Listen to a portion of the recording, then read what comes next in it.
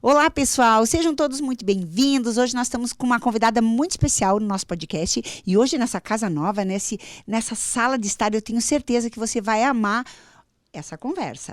Hoje nós estamos com a doutora Carolina Gruber, ela é médica endocrinologista, ela é formada há 19 anos, não é, doutora Carolina? E seja muito bem-vinda, querida. Gurias e meninos, sobre o que nós vamos conversar hoje, Carol? Então, o assunto escolhido foi sobre o excesso de peso e suas consequências na saúde, que é um assunto que chega no verão, ele bomba, né? Exatamente. Mas não é só no verão que a gente tem que se preocupar com eles, né? É que chega no verão, dá um desespero, né? O pessoal olha no espelho e vê que a coisa não andou bem o ano todo. Não, e o pior é que querem milagre, né? Milagre não tem, não né? existe. Com relação ao peso, quase nada na saúde. Nada, né? Bom, Caro, doutora Carolina, eu quero dizer que eu chamo ela de Caro, porque ela é muito... eu conheço ela desde pequenininha, e é minha prima, na verdade, né?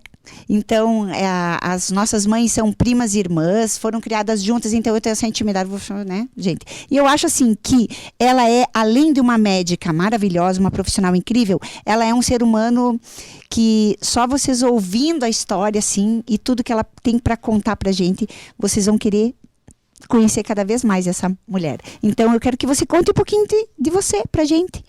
Bom, primeiro eu quero agradecer as meninas que me convidaram, né, para estar aqui.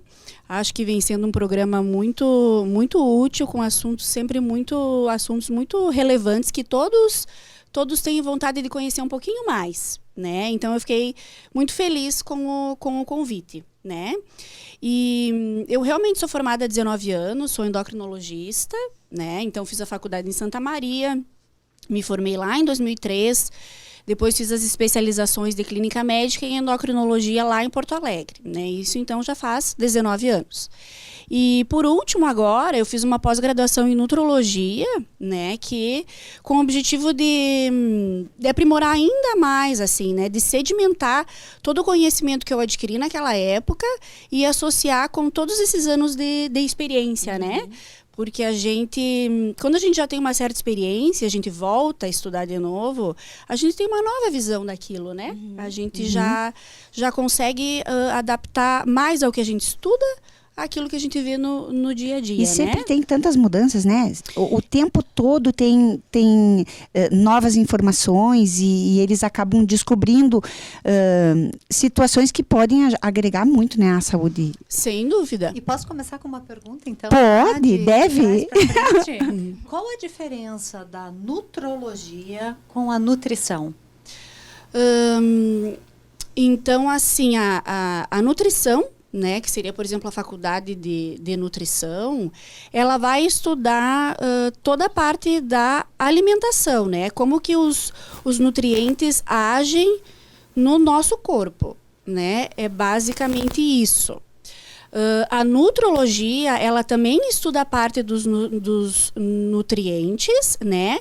Mas ela se aprofunda como que a nutrição pode auxiliar no tratamento da saúde, tanto na prevenção e tratamento, né? De várias doenças, né?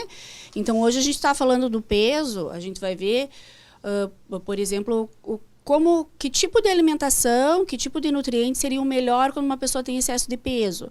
Mas a nutrologia também estuda, por exemplo, um paciente que está na UTI.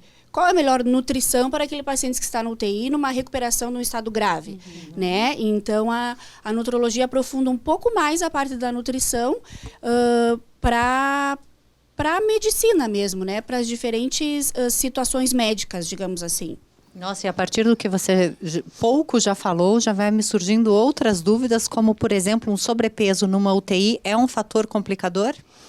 É um fator muito complicador, né? E tanto isso foi visto no Covid, né? Que foi visto que os pacientes que tinham excesso de peso numa UTI, eles evoluíram muito pior, né? O prognóstico foi pior. O que eu quero dizer com isso? As pessoas que tinham excesso de peso, né, morreram mais do que aquelas que tinham o seu peso normal, dentro do adequado, digamos assim, né?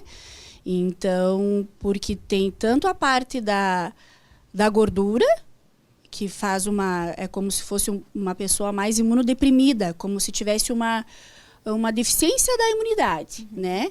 E mesmo a parte muscular daquela pessoa que está acima do peso numa UTI não é um músculo que responde tão bem quanto uma pessoa que tem um peso normal.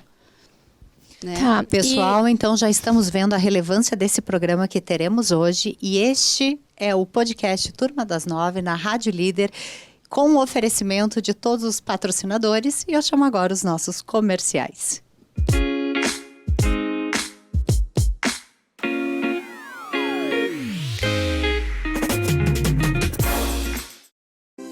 Esse programa conta com o patrocínio de Doutora Samanta Torrico, especialista em medicina integrativa, suplementação, hormônios bioidênticos e envelhecimento saudável. Real Macro Calçados, presente em todos os passos da sua vida. Armel, a loja de lingerie, pijamas e modeladores. As melhores marcas de moda íntima você encontra lá. Mediação LFG, métodos adequados de soluções de conflitos com validade jurídica. Casela Treinamentos, o caminho para você passar dos 50 anos na sua melhor versão. Gotas do Bem. Use óleos essenciais do Terra, mude vidas e gere renda. Skill. Processos de recrutamento e seleção para vagas de efetivos e de estágios. Com apoio de LD Excellence. Atendimento exclusivo e personalizado pelo embaixador da beleza, Luiz Dorini. Amanda Semijoias Finas. Revendedora exclusiva Maria Dolores. Decor House. Decoração e presentes móveis sob medida e mobiliário em geral.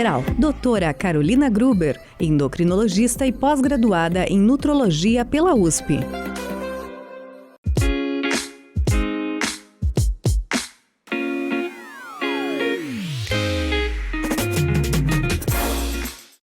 Então, voltamos agora após os nossos comerciais, grata aos nossos patrocinadores. E, doutora Carolina, o que faz o endocrinologista e qual a relação com a nutrologia? Bom, o endocrinologista ela é uma especialidade que a gente estuda toda a parte hormonal, né? Todo o nosso sistema hormonal, que a gente sente na pele a importância do nosso sistema hormonal, né? Em todas as fases da vida, infância, adolescência, idade adulta, gestação, menopausa e aí vai, né? E a endocrinologia também foi a especialidade que se escolheu para também tratar, por exemplo, o excesso de peso, né? Então, a gente já estuda muito essa parte da melhor alimentação, porque tem o excesso de peso, tem as complicações disso, como diabetes, hipertensão. Então, a gente já estuda muito qual que é a melhor como que a alimentação pode fazer com que o tratamento desse indivíduo seja melhor. Né? E a nutrologia, na verdade, veio acrescentar mais detalhes, mais conhecimento a isso, né? Como que cada alimento pode ajudar no tratamento desses diferentes problemas, por exemplo, causados pelo excesso de peso, né? E isso vai de encontro com a questão que muitas pessoas elas têm dificuldade no emagrecimento, e isso às vezes não está relacionado somente com a alimentação, e sim com os hormônios. Então, com esse tipo, a diabetes, enfim, tireoide, tem essa relação? Isso, na verdade, as pessoas que têm sobrepeso ou excesso de peso, claro que está relacionado com maus hábitos de vida, com sedentarismo, né? Mas nós vemos pessoas que têm hábitos de vida ruins e são sedentárias e estão com seu peso normal, né?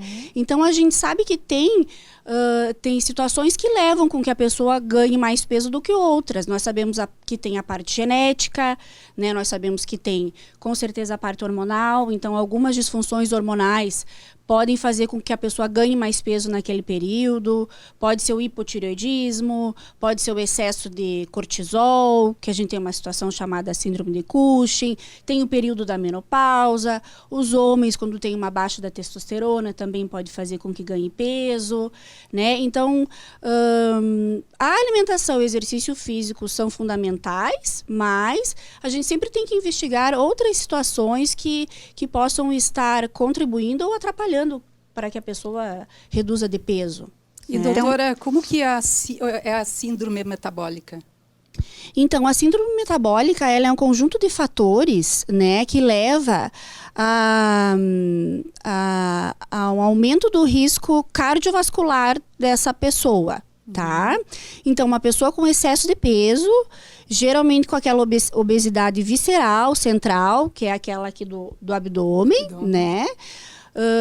Que acaba desenvolvendo hipertensão, diabetes, apneia do sono, alteração de colesterol, né? Então, se usam vários critérios, né? Alguns são esses que fazem com que essa pessoa realmente tenha um risco cardiovascular aumentado. O que isso significa? Tem mais risco de ter um infarto, mais risco de ter um AVC, mais risco de ter uma morte súbita.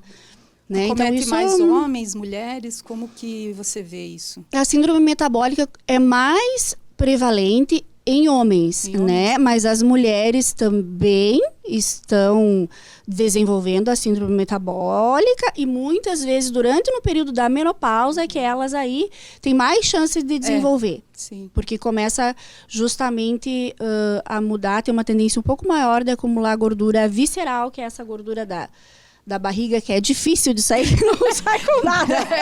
Né, Gisa? E o paciente chega lá, o paciente tá com sobrepeso. Ele vai chegar até você vai pedir os exames e você vai analisar. Mas a maioria dos pacientes chegam já com um sobrepeso, ou as pessoas têm uma certa... o que você tem visto? As pessoas já têm uma certa preocupação, já começa...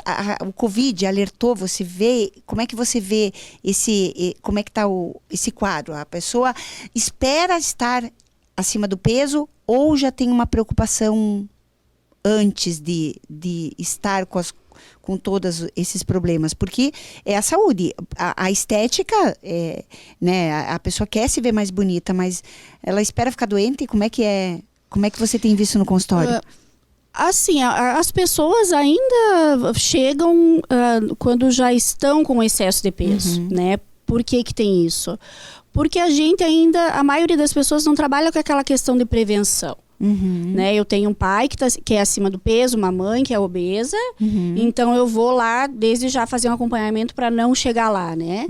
Primeiro as pessoas tentam, não, eu vou fazer um pouco de dieta, eu vou fazer um pouco de atividade física, mas isso geralmente não é regular, né? A pessoa faz 1 mês, depois 2 meses não faz, né? Então, quando acaba chega lá, é isso. Porque sim, né? Então... Aliás, hoje é segunda, é um bom dia para você começar com a sua dieta. E, na verdade, é um conjunto de fatores, né, Carol? Porque as pessoas querem realmente uma pílula mágica. E a gente tem visto que existe hoje no mercado um medicamento que é usado no diabetes. Eu não sei, é Saxenda, é isso? Saxenda e Ozempic. E o que é esse medicamento? Porque as pessoas dizem assim, então vou usar a injeçãozinha. E muitas vezes... Injeta 0,8, não sei. Isso. E daí o que acontece? Eu queria que você falasse um pouquinho a respeito disso, porque essa facilidade que muitas vezes pode ter, ele vai lá e acha que está fazendo uma coisa boa e pode estar gerando outras consequências, né?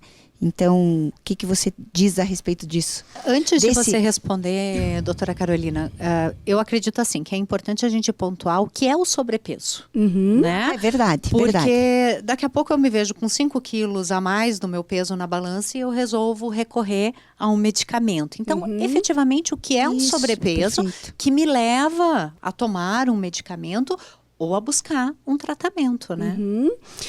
Então isso é importante falar, né? Porque realmente a ideia de usar o medicamento não é para perder 2 quilos para ficar bonita no biquíni, né? Assim, indicação médica, né? Então, a gente, para classificar, você usa o índice de massa corporal ainda, né? Então, o sobrepeso vai ser quando a pessoa tem um índice de massa corporal acima de 25, por exemplo, né? E para isso você faz bioimpedância? Para fazer essa análise, o que você... Para fazer essa análise, não. Você faz só uma conta, que você usa o IMC. O índice de massa corporal, que aí você usa a altura e peso, né? Porque é a forma mais fácil, digamos, mais amplamente utilizada para você definir se a pessoa está acima do peso ou não. E você pode usar a bioimpedância no consultório, que daí você vê composição corporal, né? Porque a pessoa... isso é até mais comum nos homens, mas um homem pode estar com sobrepeso e ter um percentual de gordura absolutamente normal, né? Então, são formas que a gente usa para avaliar, mas quando você define se você vai usar um medicamento, geralmente o mais usado é o índice de massa corporal, né? Então é uma conta matemática. É uma conta matemática, né? Claro Qualquer que um pode fazer em casa hoje, agora, por exemplo. Qualquer um pode fazer em casa, mas qualquer um não pode definir se usa o remédio ou não. Aí que é o problema. Ótimo! Essa é a parte que a gente precisa esclarecer, porque eu vejo muitas pessoas se automedicando, né? Então, e justamente com esse remédio aí da diabetes, a pessoa não tem diabetes e vai utilizar para emagrecer.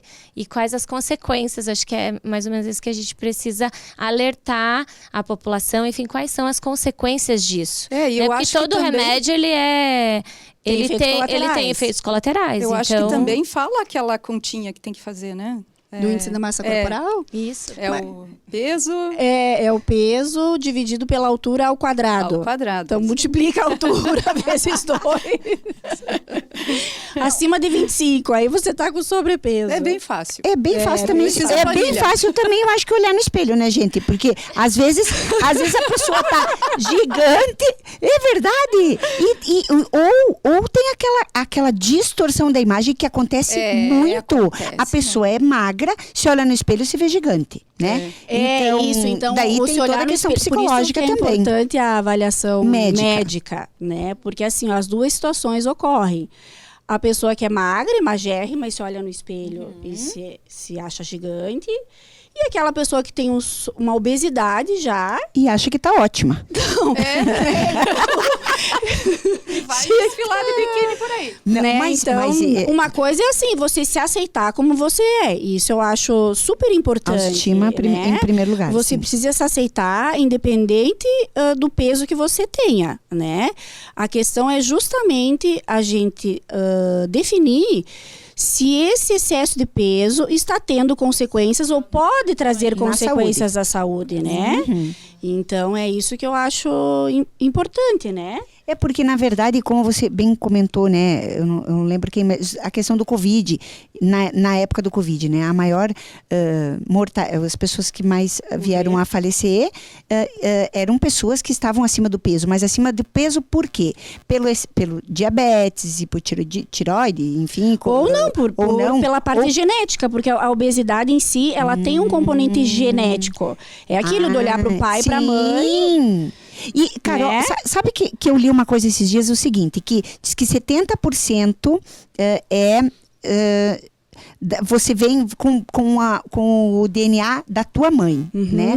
Mas que também, que é mais importante, porque você tem o DNA da tua mãe, mas também tem os hábitos que vieram da família, né? Então você não vai olhar para, eu vou ficar igual a ela. Você vai seguir os mesmos hábitos, as mesmas atitudes que veio da tua família. E daí, consequentemente, você vai ficar, né, ou magra, ou com mais saúde, com mais disposição, porque vai comer errado. Então, também o ambiente e as tuas atitudes Isso, né, fazem a diferença. Bom, A então, pessoa- antes de eu chegar no remédio, que eu quero entender esse remédio, eu tenho que me alimentar bem, ok, já compreendi. Fazer exercícios físicos. Mas esse remédio que a Anne falou, ele não é um remédio especificamente para emagrecimento? Ele é um remédio de diabetes que gera um emagrecimento? Eu fiquei com dúvida sobre esse tópico. Isso, então a gente tem a medicação que é a mais antiga, que é a liraglutida, que era o Victoza, que talvez já ouviram falar, que apareceu na Veja, depois o Saxenda. E foi uma medicação inicialmente aprovada para tratamento do diabetes, né? Porque ele age como? Ele age em hormônios intestinais. Nós temos hormônios intestinais, que são hormônios que aumentam a nossa sensação de saciedade quando o alimento chega no intestino, por exemplo. E sabe-se que pessoas que têm diabetes e pessoas que têm excesso de peso teriam uma quantidade menor desses hormônios intestinais, né? Isso às vezes é difícil de entender, porque assim, não são hormônios que a gente consegue medir no laboratório. Diferente da tireoide, eu consigo lá pedir, você sabe, minha tireoide está funcionando isso ou isso. Esses hormônios a gente não mede, né? Mas se sabe que pessoas com diabetes ou excesso de peso têm menos esses hormônios intestinais que seriam os da saciedade. E esse medicamento, digamos, ele aumentaria a concentração desses hormônios intestinais, né? Então, eles fazem com que a pessoa fique satisfeita com a menor quantidade de comida. A sensação de saciedade é mais cedo, né? Então, foi inicialmente estudado e liberado para tratamento de diabetes, mas aí se viu que mesmo pessoas sem diabetes, com excesso de peso, também tinha uma boa resposta, né? E foi liberado também, né, para quem tem excesso de peso sem diabetes, no caso, né?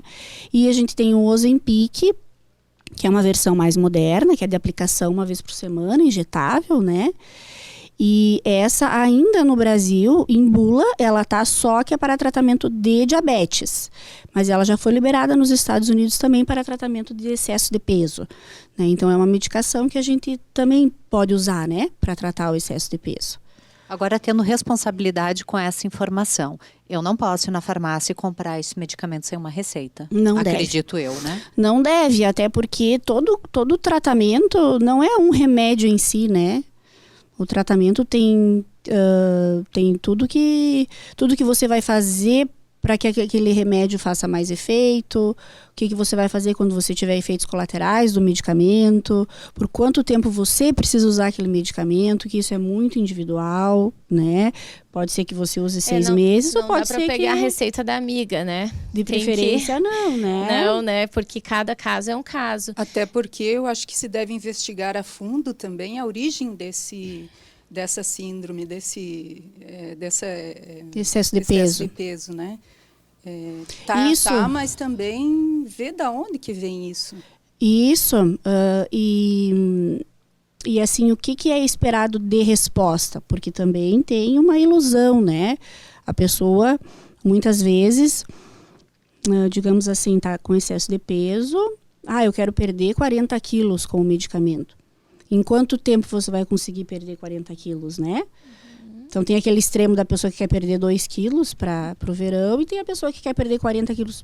A medicação pode ser que você perca, mas em quanto tempo, né? Porque a gente sabe que a medicação, todo o tratamento para excesso de peso tem um período máximo e depois tem um efeito de platô. E aí, o que a gente vai fazer nesse efeito de platô? Vamos abandonar tudo?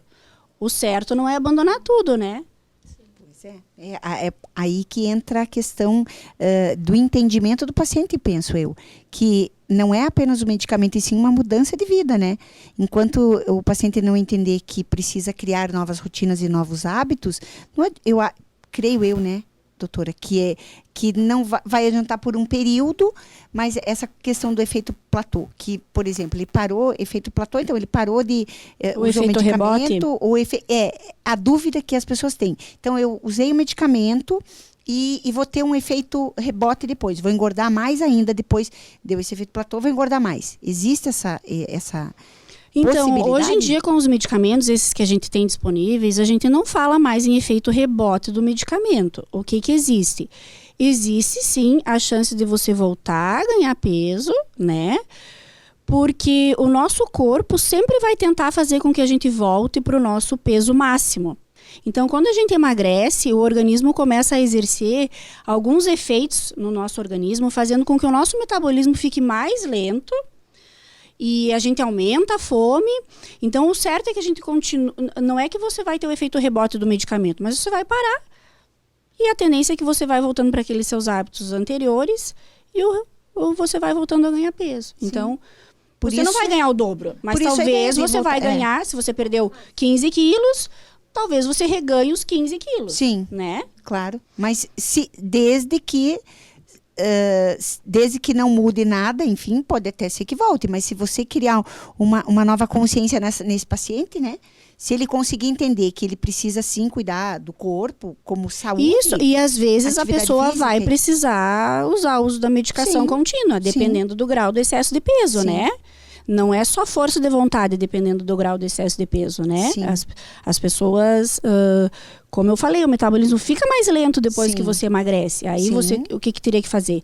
Dobrar o nível de atividade física, ou comer menos ainda, né? Então, que muitas vezes não é possível, né? Sim. Com a nossa realidade, assim, né? Sim, verdade. Se eu pensar de uma forma preventiva, né? Qual é o primeiro sinal que dá aquele clique, opa, preciso, olhei a minha avó, dentro do que você disse. Não, minhas avós não, elas continuem magras como vocês são. Mas vamos, né, considerar uma situação hipotética. Olhei a minha avó, olhei a minha mãe, vi que tem lá aquele sobrepeso. E aí, não me olhei ainda, não identifiquei no espelho, mas qual é o clique que eu tenho que ter? Opa, eu acho que eu preciso buscar uma forma preventiva para não começar essa escalada, não engordar. Então, eu vou perguntar a idade que você tem esse clique, por exemplo, né? Porque tem idades que você acaba ganhando um pouquinho mais de peso, né? Então, por exemplo, se você estiver pensando em engravidar, você vai tentar se cuidar. Aí não vai usar medicamento nenhum, talvez, né? Vai só se cuidar, fazer atividade física, porque a gente sabe que com a gestação pode ser que tu ganhe bastante peso e depois no pós-parto não perca, por exemplo. Muitas mulheres, né? a gente observa, né? Isso, mesmo amamentando, muitas não recuperam, né? Ficam com aqueles 5 quilinhos a mais. Aí depois tem outro filho, é mais 5 quilinhos a mais. E aí fica com 10. Sim. E é bem comum a gente ver isso. Bem comum. Aí chegar na menopausa, ganha mais uns 5 quilinhos a mais. Aí Daí a situação piora. Daí o metabolismo fica mais lento ainda, né, Carol? Meu Deus. fica mais lento, né? A tendência é acumular mais gordura, a gente perde massa magra. Então, eu acho que depende da fase, né? E quando você vê que você ganha um peso sem motivo, sabe? Aquilo que não é o teu normal, né? Você ganha 5 quilos e fica ali, nunca mais perde, assim, né? Mesmo fazendo atividade física, eu acho que você tem que... Mesmo mantendo a alimentação, mesmo mantendo a rotina, isso. E o quilinho não sai. Isso. Tá. Né? Então, isso é um fator isso, acho que sim. Algo já pode não estar certo. Uhum. Não sei se respondi. Sim. Acho que E sim. doutora, e quando a pessoa ganha peso devido a um medicamento, por exemplo, antidepressivo, qual que é o tratamento, o que se deve buscar para resolver isso, esse excesso de peso que vem em função desse uso de medicamento? Isso a gente sabe também que pode ocorrer, né? Que tem medicamentos que são usados para tratamento de depressão, enfim, e outras situações psiquiátricas que podem levar ao ganho de peso. Na verdade, a tentativa, né, seria, assim, inicialmente uma conversa com o psiquiatra para talvez se poderia ser feita a troca por outra medicação que não cause isso ou que até ajude na perda do peso, né? Não sendo isso possível, porque às vezes a pessoa ficou bem da depressão com aquele medicamento, né? Aí o psiquiatra não vai nem tentar mexer porque a pessoa está bem, né? Então, aí você pode realmente estar usando tratamento para ajudar a reduzir o peso, né? E sobre a diabetes, eu queria entender, existe algum sintoma que eu identifique que eu estou pré-diabética ou que eu já estou com a diabetes? E, na verdade, também existem 2 tipos, né, de diabetes. O tipo 1, que eu gostaria que você explicasse, e depois o tipo 2. Só que essa explicação vai vir depois dos nossos comerciais.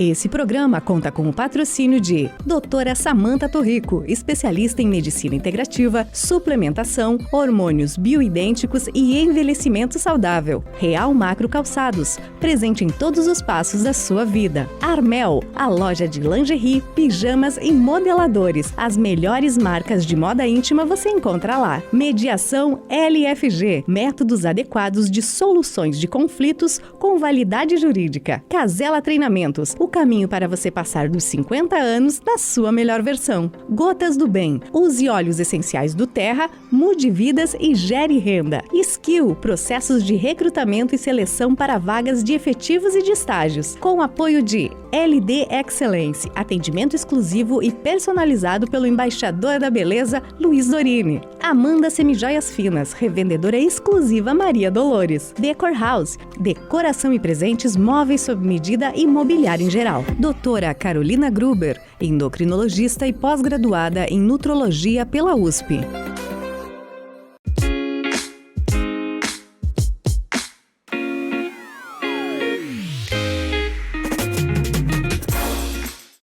Então, voltamos dos nossos comerciais e relembrando, então, a pergunta, a doutora Carolina vai explicar pra gente qual que é a diferença, então, doutora, do diabetes tipo 1 e tipo 2. Bom, então o tipo de diabetes mais comum que nós vemos é o tipo 2, que é aquele que está associado com o excesso de peso, né? E que vem sendo cada vez mais comum, né?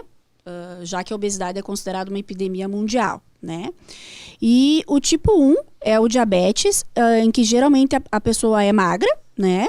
E começa ou na infância, adolescência, que é o mais comum, em que o pâncreas para de funcionar, né? Uma doença autoimune em que o corpo desenvolve anticorpos contra o pâncreas e o pâncreas para de funcionar. E essa criança, adolescente, adulto, jovem, tem que começar com a insulina e o tratamento existente é a insulina, que é aquela com várias picadas diárias toda a vida, né? O tipo 2, não. O indivíduo ele tem insulina, o pâncreas dele trabalha, mas ele tem uma resistência à ação dessa insulina. Né? O que é essa resistência? Essa insulina não consegue agir direito, muitas vezes por causa do excesso de peso. A gordura aquela visceral, então, é como se não deixasse os nossos órgãos reconhecerem a insulina que tem circulante, né? E aí, numa fase inicial da doença, a pessoa secreta mais ainda insulina numa tentativa de vencer aquela gordura visceral, né? E muitas vezes aquele excesso a mais da insulina sendo lançada ali no nosso corpo, às vezes também pode levar a um aumento da fome, né? Porque a gente sabe que a insulina ela é um hormônio anabólico, que a gente chama, né? Então é um círculo vicioso ali, né? A pessoa está com excesso de peso, aí tem a insulina que não age direito, aí produz mais insulina, aí a pessoa acaba tendo mais fome e aí aumenta o peso mais ainda até que desenvolve o diabetes do tipo 2, que na maioria das vezes no início não tem sintomas nenhum, né? Por isso a importância da... Tá. Era isso que eu queria saber também. A questão dos sintomas, se é só o sobrepeso ou se uma pessoa magra, ela pode desenvolver o diabetes tipo 2. Ela pode desenvolver o diabetes tipo 2 se tiver uma genética, assim, né? Se tiver os pais ou avós que tem, né? Mas não tem um sintoma que eu possa ver a olho nu, digamos assim, Não. Só nos exames de rotina mesmo. Não, porque geralmente só vai dar sintomas quando a glicemia passa de 180 miligramas por decilitro, que o normal, digamos, seria até 99, né? Então, a pessoa só vai ter sintomas quando passa de 180. E nesse intervalo de 99 a 180, já tem riscos para o organismo, né? Você não precisa ter uma glicemia de 300 para você poder ter complicação no olho, complicação no rim. E Então, essa que é a preocupação toda em falar da obesidade, dos riscos, né? E esse diabetes tipo 1, então, ele não causa o sobrepeso? Ou da mesma forma pode causar? No decorrer do tratamento, até sim, mas a grande maioria das pessoas que têm diabetes tipo 1 são pessoas magras, um biotipo de pessoa magra. Por isso o uso Da insulina. da insulina. Uhum. Sim. E elas precisam cortar o doce, né? Esse doce, ele tá em que tipos de alimentos, assim, digamos, se a gente pudesse dar uma pincelada, o que cortar? Além do doce e chocolate, que a gente, né, quando pensa bala, enfim. Existem alimentos também que geram uma glicose no organismo, é isso? E que Isso. atrapalham? Na verdade, não é só o doce, né? O doce todo mundo sabe que tem glicose ali, né? A questão é o pão, o macarrão, a pizza, o lanche, o X, as misturas de carboidrato nas refeições, como a gente tem uma descendência italiana aqui na nossa região, né? Então, assim, é feijão, arroz, purê de batata e junto uma cuca, assim, para dar uma poteada. Só para dar uma quebradinha. Isso. E os hábitos são os mais difíceis de mudar, né? Porque realmente, às vezes a pessoa, não, tudo bem, eu vivo sem chocolate, mas e o pão? Tu vai trocar o teu E pão? o pão não sabe que o carboidrato vai virar açúcar, né? Da mesma forma. Isso. Porque todo né? carboidrato se transforma em açúcar e Todo carboidrato se transforma em açúcar, aí depende da velocidade que ele vai, ele né? vai pra corrente. Mas, e aí entra naquilo que você comentou, que às vezes a pessoa tem uma genética e aí talvez tem uns hábitos, assim, que ela cresceu... Vendo a mãe comer vendo. cuca. Isso, e aquelas misturas todas. Exatamente, macarrão, arroz, mistura carboidrato e daí vai, assim vai, né? Isso, e aquilo Não é- eu ali- não gosto de doce, mas daí eu como pão, como cuca, como pizza, como lasanha, adoro. Pronto, tá comendo doce, né? Às vezes é até pior do que assim.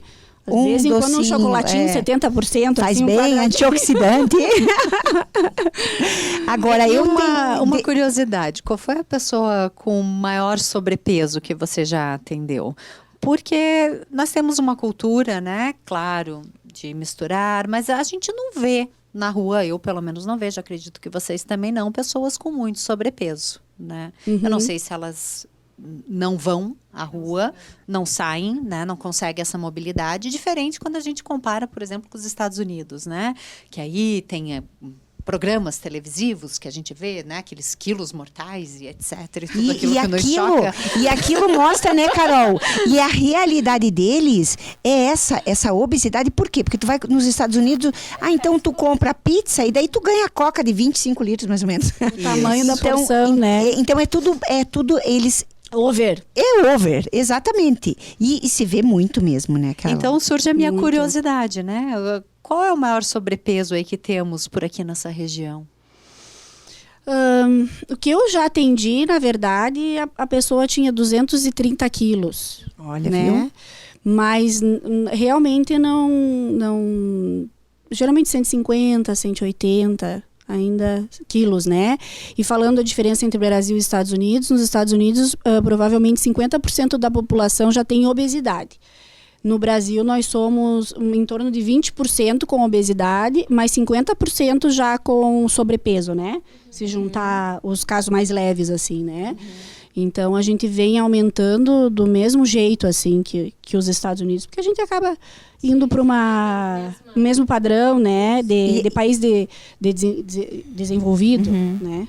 Aí vem a questão, né? A pessoa acaba cada vez engordando mais, com mais dificuldade de se locomover, cada vez menos vontade de se expor, e daí acaba deprimindo, vergonha, e acaba que a maioria se das jogando pessoas na comida. acaba não gostando de ir para academia, Sim, por exemplo. não querem se expor, exatamente, porque não vou, sendo que precisaria, né, fazer atividade física, mas não vai por vergonha, por não querer se mostrar. E como o exercício físico é importante, né, Carol? Porque assim, ó, eu tenho uma aluna que é diabética desde criança, e ela é incrível, assim, ela é de Florianópolis, mas ela sempre comentou comigo que a maior conquista que ela teve com o treinamento físico foi a redução, não sei se é do diabetes.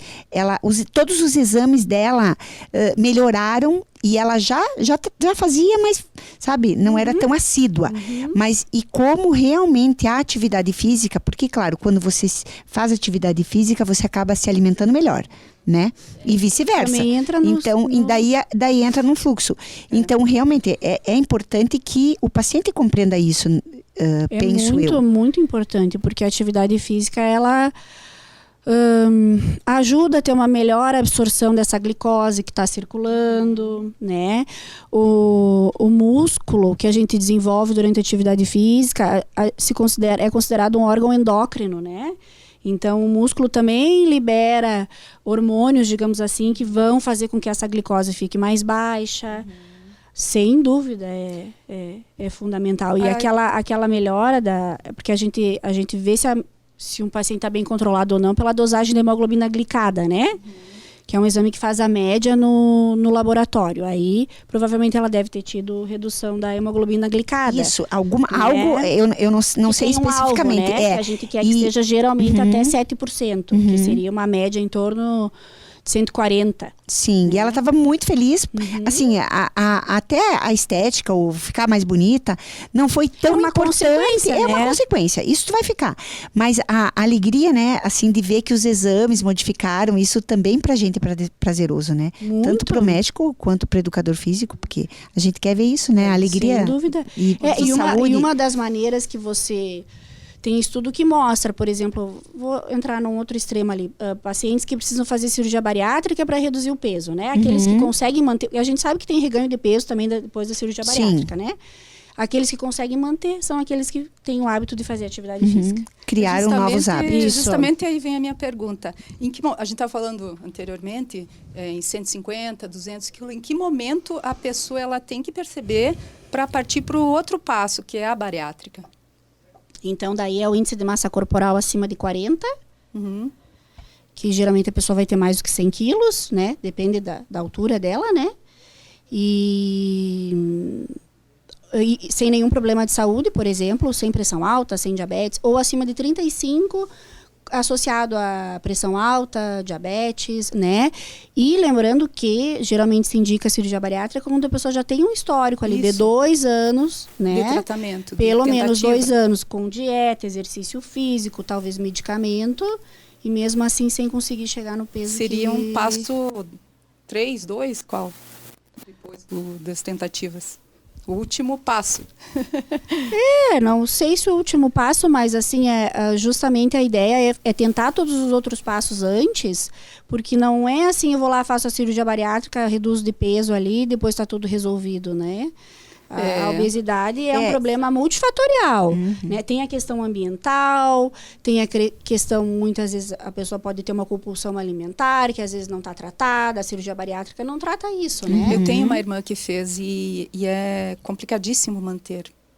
Isso, então é complicado, né? Então, por que você espera todos esses passos? Para justamente a pessoa já ir percebendo durante todos esses passos as modificações que ela precisa...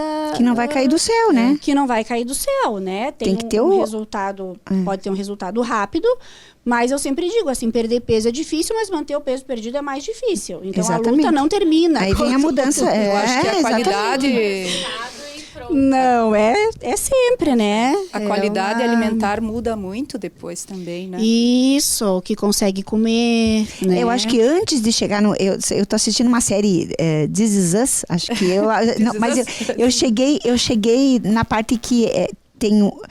ela trata a obesidade, ela tá indo naqueles, tipo alcoólicos anônimos, mas para Pra tratar a obesidade.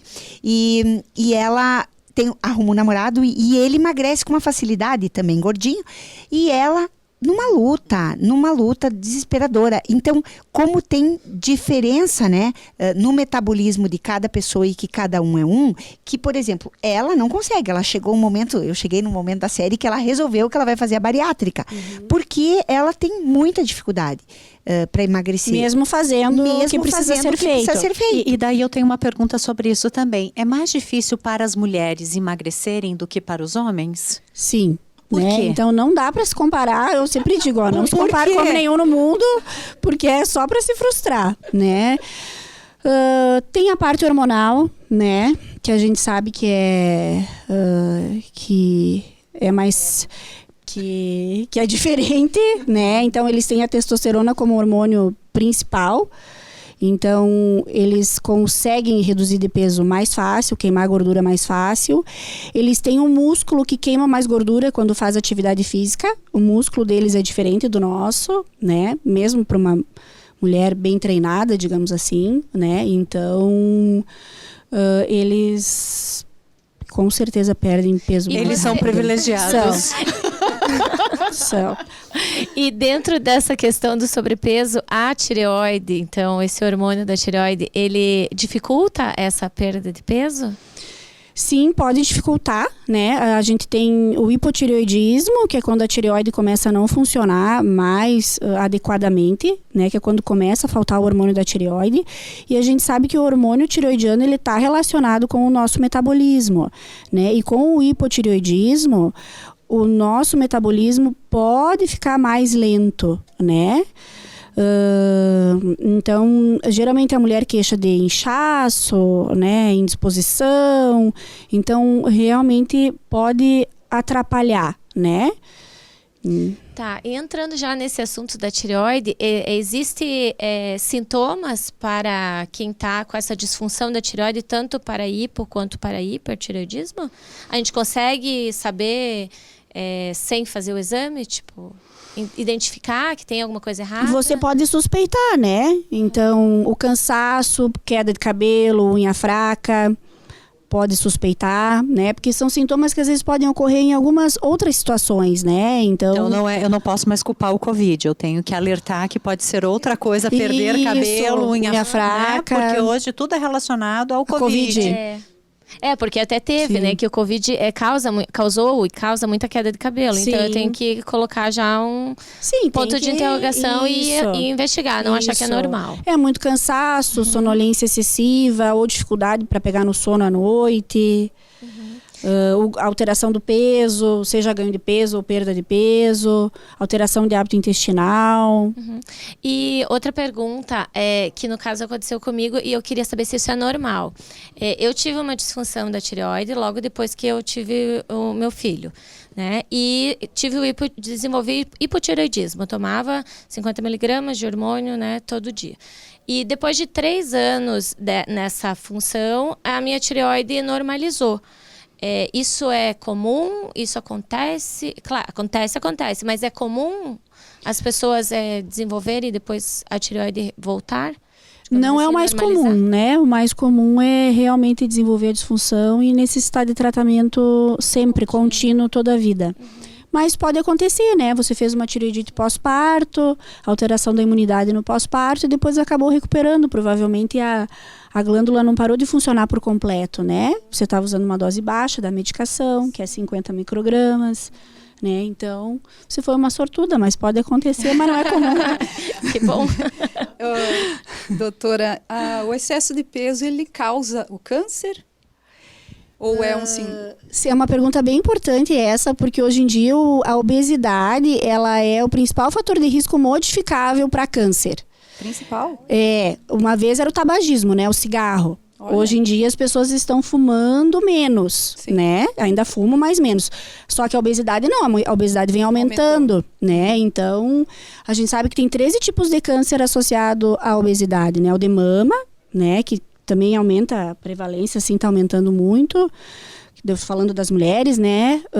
De ovário, de útero, endométrio, tireoide, de intestino. Então, o tratamento do peso também pode ajudar a prevenir o câncer. Claro que não é só isso, né? Sim. Não estou falando que vai curar o câncer também, né? Não. A gente ouviu já também. Importante frisar, né? Além não é do por aí. câncer, a infertilidade também tem uma causa no sobrepeso. Muito investigado importante. muito isso hoje. Muito, muito importante. É uma causa de infertilidade, né? Essa é masculina, não é feminina. Ou os dois? Os dois? Sim. Para a mulher também. É uma causa de infertilidade. Então, o sobrepeso... Olha só, esse papo tá muito interessante, mas infelizmente tá chegando ao fim. E, gente, eu acho que a gente teria que vir mais umas 3 vezes aqui. Eu acho, tem três assunto programas, aqui, ó. porque tem muito assunto.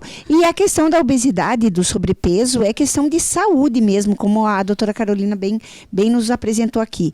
Mas vamos ter que marcar outros encontros. Ótimo. Nós estamos aqui nessa casa linda, toda decorada pela Decor House, na Rádio Líder. Então, se você que está nos assistindo agora, eu quero que você envie para alguém que você acha que vai fazer sentido. E eu tenho certeza que para muitas pessoas esse assunto é muito relevante, muito importante. E manda um aviãozinho aí. Vai lá, Carol.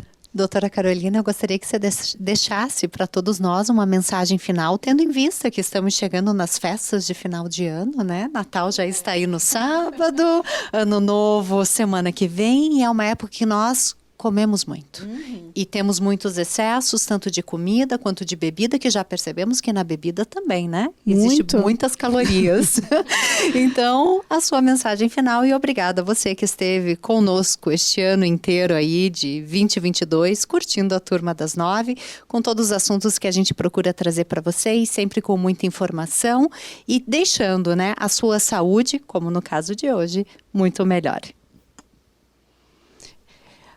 Então, eu quero deixar de mensagem, né? Que as pessoas não aproveitem o Natal e o Ano Novo como se não houvesse amanhã, porque amanhã geralmente chega. E vai ser uma segunda-feira? Isso, né? Então, muita água, né? Faz um lanchinho fit antes de sair de casa, né? Não fica o dia inteiro sem comer e chega lá naquela festa cheia de coisa boa, deixa pra comer tudo lá. Não precisa comer todos os doces da festa. Isso. E lembrando que uma boa meta para 2023 é chegar no peso ideal, né? Exatamente, com saúde. Gente, era isso? Grata por todos que estiveram presentes. Grata, Carol, doutora Carolina. Obrigada. Muito obrigada. É o hábito. É o hábito. Carol. E a gente ficou muito feliz de ter você aqui. Eu de amei, verdade, de amei coração. vir aqui. Gente, beijão. Beijão. Até mais. É.